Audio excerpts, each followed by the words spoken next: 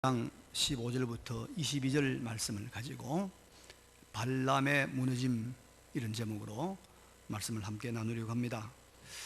인도의 유명한 시인 타고르가 1929년 우리나라가 일제강점기에서 암울한 세월을 보내고 있을 때 우리 민족을 예찬하는 시 하나를 한국을 방문해서 동아일보에 게재했습니다.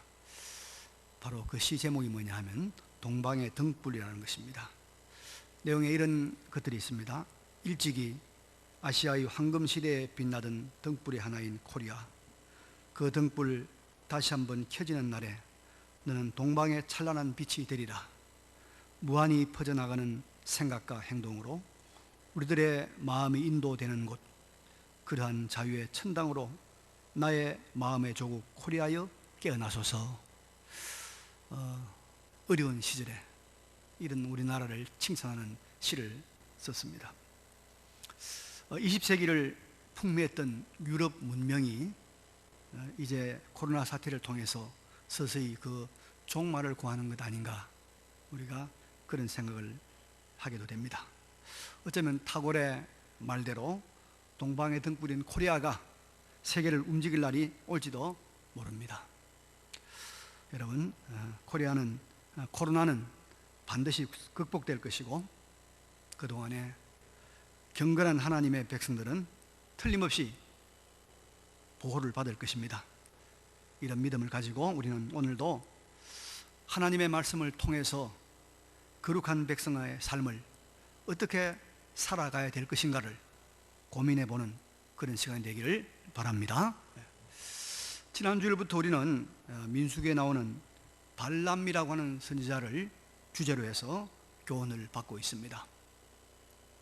출애굽 이후 40년의 광야 생활을 거의 끝내고 이스라엘 백성들이 이제 약속의 땅 가나안에 들어가기 전에 모압 땅에 왔습니다. 거기서 모압 왕 발락과 마주치게 됩니다. 발락은 모압의 왕으로서 그 당시의 생각으로는 대량살상 무기라고 그렇게 여겨졌던 신의 저주를 퍼부으려고 생각을 했습니다. 계획을 세웠습니다. 이 일에 동원된 선지자가 누구냐면 유브라데 강가에서 하나님의 선지자로서 큰 능력을 행하고 있던 발람이라는 선지자였습니다. 그런데 발락 왕의 초청을 받은 발람에게 하나님은 이스라엘을 저주하지도 말고 가지도 말고 너는 그들과 관계하지 말라. 그들은 하나님의 복을 받은 자들이라고 명확하게 선을 그어 주었습니다. 그런데 오늘 본문을 보면 이 발람의 거절에도 발락 왕은 단념하지 않고 1차 때보다 더 많은 물질, 더 높은 사람, 더 많은 사람들을 사신으로 보내서 이제 발람을 초청을 하려고 합니다. 그런데 유감스럽게도 이때로부터 이 발람 선지자가 무너지기 시작합니다. 발락 왕이 보낸 사신들에게 처음에 말은 아주 그럴듯하게 갈 수 없다, 은금을 참 많이 준다 할지라도 나는 갈 수 없다라고 거절하는 것 같이 보입니다. 그렇지만은 이렇게 말합니다. 오늘 밤에 머물러라. 하나님이 뭐라고 하시는지 기다려보자 라고 말을 덧붙이고 있습니다. 이것은 발람의 마음속에 무슨 생각이 들어가 있는지, 발람 속에 있는 희망이 무엇인지를 우리가 가늠하게 하는 그런 말들입니다. 그런데 놀랍게도 그날 밤에 하나님이 발람에게 임하여 이르시되 그 사람들이 너를 부르러 왔거든 다시는 가지 마라 하면 좋겠는데 그러지 않습니다. 가라, 함께 가라, 함께 가라. 그러나 내가 너에게 이르는 말만 준행할지니라. 놀랍게도 허락 비슷한 말씀을 하십니다. 발람은 이 말을 허락이라고 생각을 하고 이제 발락에게로 아주 속한 걸음으로 달려갑니다. 오늘 본문을 통해서 하나님만을 경외하고 그분의 말씀만을 순종해야 하는 우리 성도가 어떤 과정과 어떤 통로를 통해서 무너지게 되는가를 우리가 살펴볼 수가 있습니다. 하나님은 발람 선지자의 무너지는 과정을 통해서 성도가 이렇게 하면 안 된다, 흔히 우리가 말하는 오시범, 잘못된 시범을 보여주고 있는 것입니다. 발람 선지자의 실패를 통해서 우리 성도들의 승리와 성공을 하나님께서는 교훈하고 계십니다. 오늘 본문에는 발람을 무너지게 하는 세 가지가 나타납니다. 하나는 미끼입니다. 미끼. 하나는 갈등입니다. 하나는 자유입니다. 이 세 가지를 통해서 발람 선지자가 무너지고 우리도 무너질 수가 있다는 것입니다. 이제 본문을 통해서 내용을 좀 세세히 살펴보도록 하겠습니다. 발람이 모압 왕 발락의 초청을 받아서 그의 사신들을 따라간다는 것은 분명히 하나님의 뜻을 어기는 것입니다. 하나님의 선지자로서의 자리를 이탈하는 것입니다. 그래서 발람은 처음에는 거절하고 가지 않았습니다. 하나님도 분명히 말씀했습니다. 가지 말라. 그런데 발락 왕이 이번에는 처음보다 더 높은 사람, 더 많은 사람, 더 많은 은금 보물을 가지고 초청을 하는데 조건이 굉장합니다. 내가 그대를 높여 크게 존귀하게 하고 그대가 내게 말하는 것은 무엇인지 다 하리라. 그러니 내 말을 들어달라. 물론 그 말을 들어달라는 것은 무슨 말입니까? 이스라엘을 저주하란 말이죠. 그런데 이 발람 왕이, 발락 왕이 발람에게 이 말하는 조건을 보면 여러분, 정말로 사람이라고 하면 누구나 한번 혹할 수 있는 그런 조건들입니다. 왕이 뭐라고 말합니까? 너를 크게 존귀하게 해주겠다. 그렇죠? 그리고 네가 말하는 것은 무엇이든지 다 들어주겠다. 물질도 전보다 더 많은 것을 보냈고 사람도 더 높은 사람들을 보냈던 것입니다.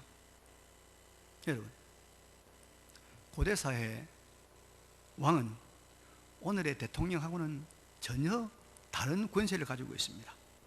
우리나라 대통령은 여러분 잘못하면 탄핵당하기도 하고 감옥에 가기도 하지 않습니까? 그러나 고대 사회에서는 왕은 거의 신적인 존재입니다.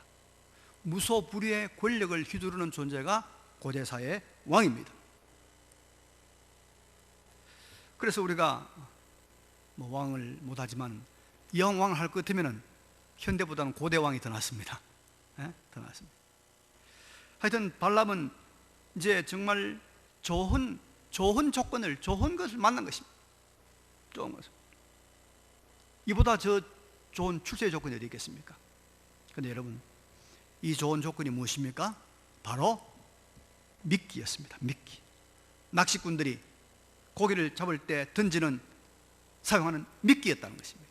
미끼 아시죠? 미끼. 예. 제가 언젠가 서해안의 안면도에 그 어부 출신의 목사님을 따라서 난생 처음으로 숭어 낚시 체험을 간 적이 있어요. 하도 신기해서 한번 따라가 봤어요. 근데 배를 타고 바다 가운데 가서 뗏목으로 만들어 놓은 낚시터가 있어요. 근데 거기 딱 가서 이제 낚시를 서너개 달린 낚시에다가 떡밥을 주물러 가지고 다 이렇게 뭉칩니다. 중하게 뭉친 다음에는 그 바다 속에 내려놓죠. 그러면 그 시절에 숭어가 지나가는 그런 때입니다. 숭어가 그걸 탁 물어요. 물으면 뭡니까? 맛있어서 딱 물으면 그 안에 낚시가, 이런 날카로운 낚시가 3개씩 들어있단 말이죠. 딱 걸리는 거죠. 그러면 이제 걸려가지고 꼼짝도 못하고 따라옵니다. 슬슬 낚시줄 때는 따라오죠. 얼마나 숭어가 큰지 마지막엔 뜰 때는 낚시줄을 당기면요, 그게 찢어진다든지 또 잡아 올리지 못해가지고 큰 뜰채를 가지고 떠서 그렇게 잡아 올립니다. 이 팔뚝만한 큰 그런 숭어들이 말이죠, 이 미끼를 물으면 영락없이 걸리는 거죠. 날카로운 그 바늘이 있는 거예요. 그래서 끌려 올라가서 뭐가 됩니까? 자유롭게 다니던 그 바다에서 잡혀 올라와서는 그날 밤에 횟감이 되고 매운탕거리가 되고 마는 거 아닙니까? 그래서 여러분, 우리 성도들은 우선 보기에는 좋아 보이고 공짜 같아 보이고 참 아름다워 보이는 것이지만은 나중에는 엄청난 값을 지불해야 되는 이 미끼를 조심해야 돼요. 미끼를. 지금도 있는지 모르겠습니다만은 이 건강식품이나 건강기구를 파는 이런 그런 업자들 있잖아요. 업자들이 미끼 상품을 많이 활용하죠. 구경만 해도 화장지 한 통 준다. 두 번 넘으면 화장지 뭐 한 팩 준다. 이래가지고 사람들을 미끼 상품으로 유혹해가지고 완전히 그게 세뇌당하고 그만에 설탕하게 해가지고 뭐 200만원짜리 300만원짜리 건강 그런 약품들 기구들 그냥 사게 하잖아요. 노인들 중에 보면 쓸데없는 필요도 없는 그런 건강기구 몇백만 원 주고 사가지고 처박아 놓은 분들 가끔씩 있어요. 미끼입니다. 미끼. 지금 이 많은 뭡니까? 이 발람이 혹했던 조건들 무엇이든지 내가 해주겠다. 높은 고관들 또 많은 은근 보물들 이게 다 뭡니까? 발람을 넘어지게 하는 믿겠다는 거예요. 예수님을 시험하는 마귀가 마지막에는 무엇을 미끼로 사용했습니까? 이 세상입니다. 천하만국의 영광을 다 보여주고 나한테 한 번만 절하라. 그럼 내가 이거 다 주겠다. 다 주겠다. 그 미끼 아니었습니까? 예수님이 그것을 물었다면 인류의 구원은 다 틀어지고 예수님의 구속사역은 다 실패로 돌아가고 말았을 것입니다. 여러분, 사단은 오늘도 우리에게 미끼를 던집니다. 이 좋은 봄날 그 고리탑탑한 예배 드리는 것보다 아이들 손잡고 아름답게 핀 저 꽃구경 가는 것이 100배나 더 즐겁고 유익한 거 아니냐, 그렇게 하라고 유혹을 합니다. 그러나 여러분, 그것은 미끼입니다. 거기에는 영혼을 해하는 날카로운 낚시 바늘이 숨어 있고 그 뒤에는 사단의 낚시줄이 달려 있는 것입니다. 성도는 세상의 향락과 즐거움과 물질과 권세와 명예 이런 것들을 볼 때 이것이 하나님과 하나님의 말씀, 하나님의 계명을 어기는 것을 조건으로 하는 미끼가 아닌지, 나중에는 우리의 진정한 행복과 구원을 파괴하는 사탄의 미끼가 아닌지 잘 살펴봐야 됩니다. 그래서 분별해서 미끼라면 어떠한 아픔과 어떠한 절제와 어떠한 우리가 거북함이 있더라도 물질 말고 따라가지 말고 단호하게 거부해야 될 줄로 믿습니다. 이 세상의 미끼에 넘어가지 않는 지혜가 바로 발람의 실패가 보여주는 교훈입니다. 두 번째로, 발람은 내적 갈등에서 실패하였습니다. 오늘 본문을 보면 발람의 심적 갈등이 아주 잘 드러나고 있습니다. 18절을 보면 이런 말씀이 있죠. 발람이 발락의 신하들에게 이렇게 말합니다. 발락이 그 집에 가득한 은금을 내게 줄지라도 내가 능히 여호와 내 하나님의 말씀을 어겨 덜하거나 더하지 못하겠노라. 아주 맞는 말을 하고 있습니다. 아주 옳은 말입니다. 이것은 하나님께서 발람에게 말씀하신 하나님의 뜻입니다. 이건 또 발람의 신앙 양심입니다. 가득한 은금을 줄지라도 내가 하나님의 말씀을 어겨 덜하거나 더하지 못하리라. 발람의 양심이죠. 발람의 신앙. 그런데 19절에 이런 말을 하고 있습니다. 그런즉 이제 너희도 이 밤에 여기서 유숙하라. 여호와께서 내게 무슨 말씀을 더하실지 알아보리라. 혹 하나님이 다른 말씀을 하실지도 모르고 그러면 내가 가겠다, 그 말입니다. 이것은, 이 말을 하는 것은 발람이 얼마나 발락 왕에게로 가고 싶은 마음을 가지고 있는 것을 우리에게 보여주고 있는 것입니다. 그러니까 18절의 이 마음은 발람의 참 양심이요, 발람의 하나님을 따라가려고 하는 그 바른 의지였습니다. 그런데 19절의 이 발람의 말을 보면 발람의 마음속에 또 뭐가 있습니까? 왕을 따라가야 된다, 왕에게 가야 된다, 따라가고 싶다는 이 마음이 있다는 것입니다. 그러니까 지금 발람은 두 마음이에요. 두 마음. 하나님의 뜻대로, 말씀대로, 양심대로 행동해야 되겠다는 그 마음이 하나 있고, 그리고 어떻게든지 저 발람왕에게로 가야 되겠다 하는 마음이 같이 있는 것입니다. 마스크를 써놓으니까 제가 지금 자는지 안 자는지 모르겠네요. 마스크를 써놓으니까 잘 모르겠어요. 쓰시는데 눈을 크게 뜨십시오. 예. 두 마음이 있는 거예요. 내가 하나님께서 가지 말라고 하는 그 말씀대로 순종해야 되겠는데 그 마음도 있고, 또 혹시 하나님 말씀 떨어지면 가야 되겠다. 두 마음이 있는 거예요. 두 마음. 갈등이 있는 거예요. 그래서 여러분, 야고보 4장 8절에 보면 두 마음을 품은 자들아 마음을 성결하게 하라, 그렇게 말씀하고 있고, 베드로전서 2장 11절에는 사랑하는 자들아 그루민과 나그네 같은 너희를 권하노니 영혼을 거슬러 싸우는 육체의 정욕을 제하라. 골로새 3장 9절에는 너희가 서로 거짓말하지 말라. 옛사람과 그 행위를 벗어버리고 새 사람을 입었으니, 이렇게 말씀하고 있습니다. 여러분, 우리 성도의 마음에는, 이 심령에는 이 영적 갈등, 영적 전쟁이 있습니다. 하나님의 성령으로 거듭난 새 사람의 주장이 있는가 하면 아직까지도 우리 속에 잔존하고 있는, 하나님을 모르고 하나님을 무시하고 살 때의 그 성정, 그 성깔, 그 욕심, 그 옛사람의 주장이 있다는 거예요. 두 가지가 있는 거예요. 영과 육의 싸움이 있어요. 성령의 소욕과 육체의 소욕의 싸움이 있고, 새 사람과 옛 사람의 싸움이 있는 거예요. 지금 이 발람의 심령에 이런 갈등, 이런 싸움이 일어난 겁니다. 그래서 우리가 이 싸움에서, 이 보이지 않는 영적 갈등, 영적 싸움에서 우리가 승리해야 넘어지지 않습니다. 여러분, 넘어지지 않습니다. 여러분, 다윗 왕을 잘 알죠? 참 훌륭한 왕입니다. 그런데 그렇게 훌륭한 왕이었지만 이 내적 영적 전쟁에서 딱 한 번 실패합니다. 그것이 참 천추의 한이 되는 그런 결과를 가져오게 되죠. 언제일까요? 바로 왕궁 가까운 곳, 눈에 환히 보이는 그곳에서 아름답고 젊은 여인이 나체로 목욕하는 그 모습을 볼 때 다윗의 마음속에 남자로서의 성적인 욕망이 일어난 겁니다. 욕망. 그러나 또 한편에서는 그러지 않아야 되겠다는 양심의 갈등, 이 두 가지 성적 욕망과 이 갈등 속에서 다윗은 결국은 옛사람을 따라가고 말죠. 실패합니다.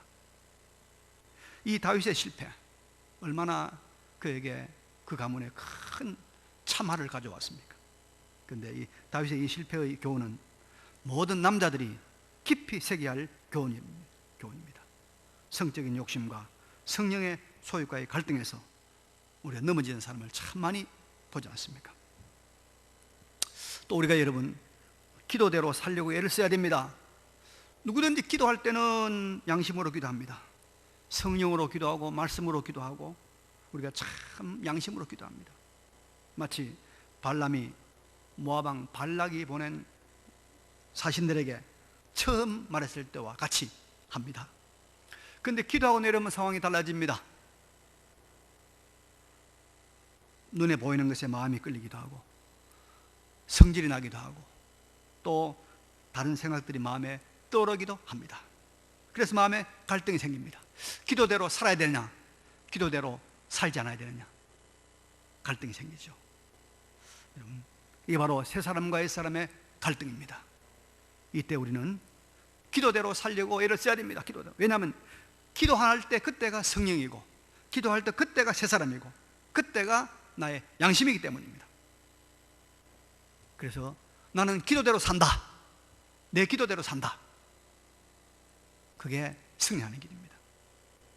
성도는 천국 문 앞에 들어갈 때까지 계속되는 이 영적 갈등, 영적 싸움이 있는데 이것을 이상하게 여기지 말고 이 모든 싸움에서 성령의 도움으로 승리하는 여러분 되시길 바랍니다. 세 번째로 우리는 본문 20절에서 하나님이 발람에게 임하여 말씀하시는 그 말씀을 좀 유의해서 살펴볼 수가 있습니다. 하나님 발람에게 말씀하십니다. 그 사람들이 너를 부르러 왔거든 일어나 함께 가라. 그러나 내가 내게 이르는 말만 준행할지니라. 드디어 발람이 그렇게 마음 한구석에서 바라던 그 허락이 떨어진 것입니다. 너를 부르러 왔거든 가라. 근데 조건이 하나 있어요.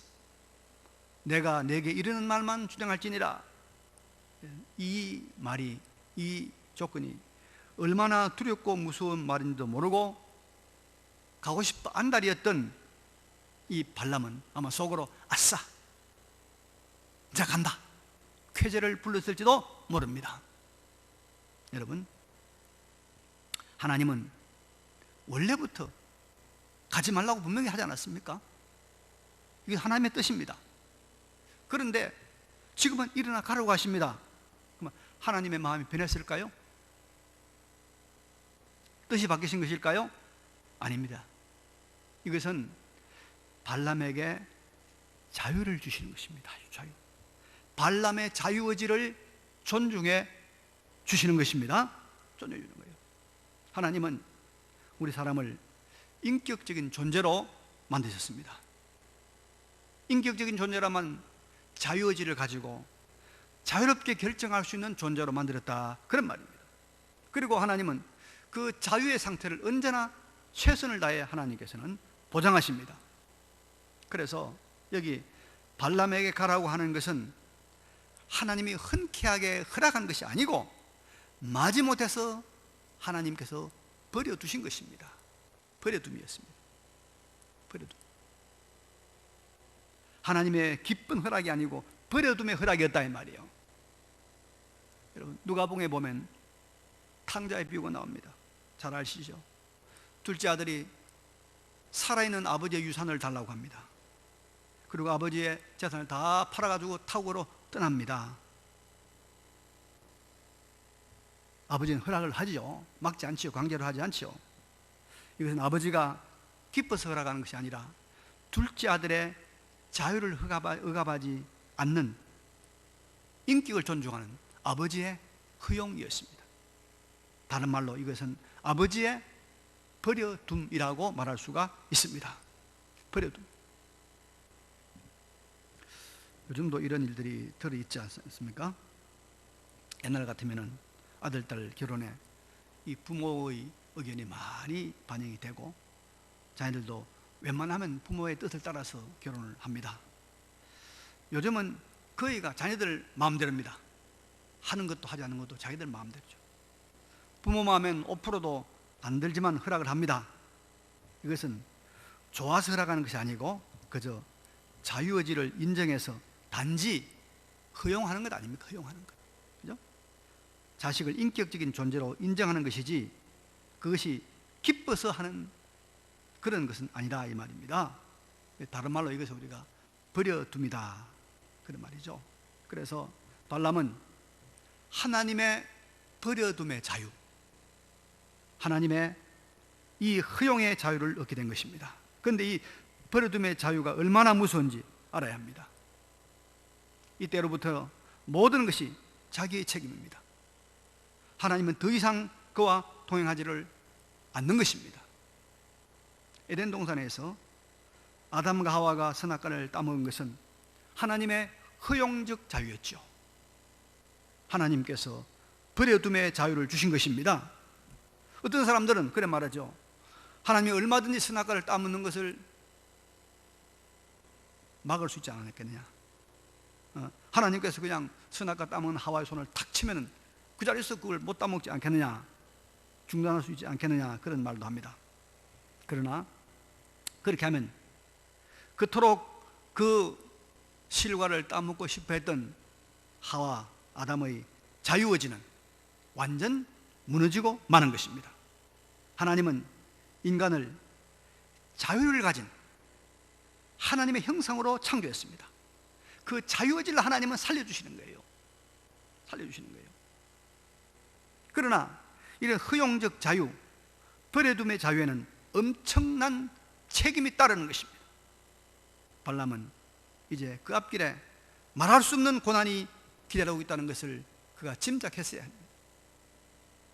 에덴 동산의 아담 하와는 그 하나님의 허용적 자유, 버려둠의 자유를 한번 누렸다가 육체의 죽음과 영원한 죽음을 그와 그의 모든 후손들이 다 맞이했던 것입니다.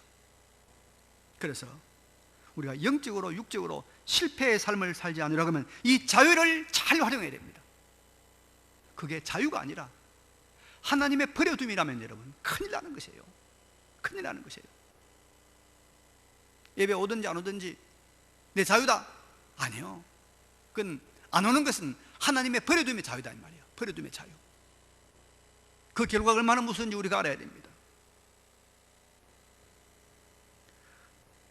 그래서 허용적인 자유, 버려둠의 자유를 누리지 말고 하나님의 말씀과 하나님의 뜻에 내 자유의지를 스스로 순종하고 순복하는 그 자유, 그 자유, 하나님이 기뻐하시는 그 자유를 사용하시는 우리 모두가 되시길 바랍니다. 예배를 오든지 안 오든지 자유입니다. 그것이 허용적 자유, 버려둠의 자유가 되면 안 됩니다. 이 자유를 잘 사용하시는 지혜로운 여러분 되시기를 바랍니다. 요약하겠습니다. 발람은 잘못된 시범, 흔히 말하는 오시범을 보여준 사람입니다. 이렇게 하면 안 된다는 것을 보여준 사람입니다. 우리는 사탄이 던지는 미끼에 넘어가지 말고 옛사람과 새사람의 갈등에서 실패하지 말고 새사람을 선택하고 하나님의 버려둠의 자유, 이 무서운 버려둠의 자유를 우리가 취하지 않는 그런 거룩한 성화의 과정을 성실하게 이루고 가시는 우리 모두가 되시기를 간절히 바랍니다. 이 말씀을 기억하시면서 잠깐 우리 하나님 앞에 침묵으로 결단의 기도를 드리겠습니다.